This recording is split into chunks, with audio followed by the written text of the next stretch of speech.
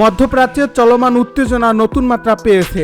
সাম্প্রতিক সংঘাতকে কেন্দ্র করে যুক্তরাষ্ট্র ও ইরানের মধ্যে পাল্টাপাল্টি সামরিক পদক্ষেপ পুরো অঞ্চলকে আবারও অস্থিতিশীল করে তুলছে।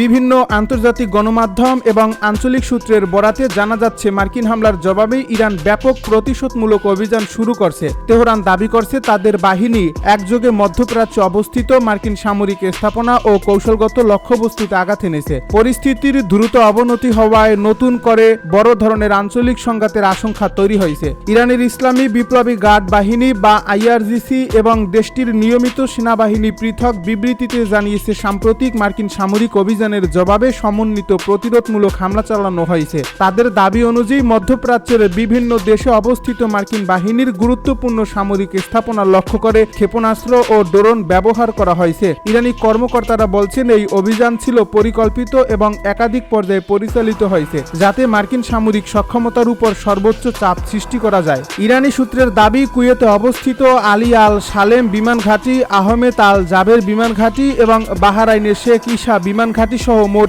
18টি গুরুত্বপূর্ণ সামরিক লক্ষ্যবস্তুতে হামলা চালানো হয়েছে। এসব স্থাপনা দীর্ঘদিন ধরে যুক্তরাষ্ট্রের সামরিক কর্মকাণ্ডের গুরুত্বপূর্ণ কেন্দ্র হিসেবে ব্যবহৃত হয়ে আসছে। তেহরান বলছে, হামলার সময় নির্ভুল নির্দেশনা প্রযুক্তি ব্যবহার করা হয়েছে এবং নির্ধারিত লক্ষ্যবস্তুতে সফলভাবে আঘাত হানা সম্ভব হয়েছে। এদিকে ইরানের সেনাবাহিনীর পক্ষ থেকে আরও দাবি করা হয়েছে যে বাহরাইনে অবস্থানরত মার্কিন পঞ্চম নৌবহরের সদর দপ্তরও তাদের অভিযানের আওতায় ছিল। বিশেষ করে বিস্ফোরকবাহী ড্রোন ব্যবহার করে সেখানে হামলা চালানোর কথা জানানো হয়েছে। ইরানি সামরিক কর্মকর্তাদের ভাষ্য অনুযায়ী এই অভিযানে যোগাযোগের ব্যবস্থা, নজরদারি সরঞ্জাম এবং আকাশ প্রতিরক্ষা অবকাঠামোকে লক্ষ্যবস্তু করা হয়। যদিও এসব দাবির স্বাধীন যাচাই এখনও সম্ভব হয়নি, তবুও অঞ্চল জুড়ে নিরাপত্তা উদ্বেগ অনেক বেড়ে গেছে। আইআরজিসি জানিয়েছে, দক্ষিণ ইরানের বিভিন্ন ঘাঁটি থেকে পরিচালিত অভিযানে তাদের মহাকাশ বাহিনী ও নৌবাহিনী যৌথভাবে অংশ নেয়। তারা বলছে, এটি ছিল সাম্প্রতিক সময়ের অন্যতম বৃহৎ সমন্বিত সামরিক অভিযান।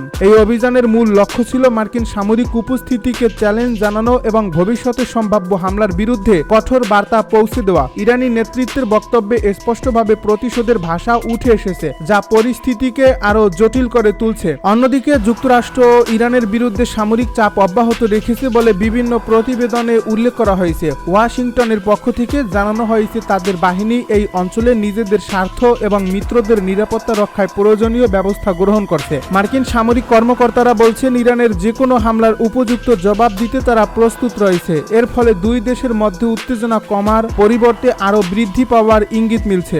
এমন পরিস্থিতিতে মধ্যপ্রাচ্যের দেশগুলো উদ্বেগের মধ্যে রয়েছে, কারণ যুক্তরাষ্ট্র ও ইরানের মধ্যে সরাসরি সংঘাত শুরু হলে এর প্রভাব গোটা অঞ্চলের নিরাপত্তা, অর্থনীতি এবং জ্বালানি বাজারে পড়তে পারে। বিশেষ করে উপসাগরীয় দেশগুলোতে অবস্থিত মার্কিন সামরিক ঘাঁটিগুলো সম্ভাব্য সংঘাতের কেন্দ্রে পরিণত হওয়ার আশঙ্কা তৈরি হয়েছে। এর ফলে কূটনৈতিক মহলেও উদ্বেগ বাড়ছে। এদিকে দক্ষিণ ইরানের বিভিন্ন অঞ্চলে নতুন করে বিস্ফোরণের খবর পাওয়া গেছে। স্থানীয় সূত্রগুলো জানিয়েছে, একাধিক এলাকায় বিমান প্রতিরক্ষা ব্যবস্থা সক্রিয় করা হয়েছে এবং আকাশে অজ্ঞাত উড়ন্ত বস্তুর গতিবিধি শনাক্ত করা হয়েছে। যদিও এসব ঘটনার পূর্ণাঙ্গ বিবরণ এখনও প্রকাশ করা হয়নি, তবুও পরিস্থিতির যে অত্যন্ত উত্তেজনাপূর্ণ অবস্থায় রয়েছে তা স্পষ্ট হয়ে উঠছে।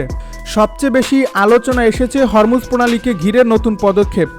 ইরানের সামরিক নেতৃত্বের ঘনিষ্ঠ সূত্রগুলো দাবি করছে, কৌশলগতভাবে অত্যন্ত গুরুত্বপূর্ণ এই জলপথের উপর কঠোর নিয়ন্ত্রণ আরোপের নির্দেশ দেওয়া হয়েছে। বিশ্বের উল্লেখযোগ্য পরিমাণ তেল ও গ্যাস পরিবহন এই প্রণালী দিয়ে সম্পন্ন হয়। এর ফলে সেখানে যে কোনো ধরনের সামরিক উত্তেজনা বা নৌ চলাচলে বাধা সৃষ্টি হলে আন্তর্জাতিক জ্বালানি বাজারে বড় ধরনের অস্থিরতা দেখা দিতে পারে। বিশ্লেষকদের মতে, হরমুজ প্রণালী নিয়ে যে কোনো কঠোর সিদ্ধান্ত শুধু মধ্যপ্রাচ্য নয়, পুরো বিশ্বের অর্থনীতির উপর প্রভাব ফেলতে পারে, কারণ বৈশ্বিক জ্বালানি সরবরাহের একটি বড় অংশ এই পথের উপর নির্ভরশীল। অতীতে এই অঞ্চলে উত্তেজনা বাড়ার সঙ্গে সঙ্গে আন্তর্জাতিক বাজারে তেলের দাম দ্রুত বেড়ে যাওয়ার নজির রয়েছে।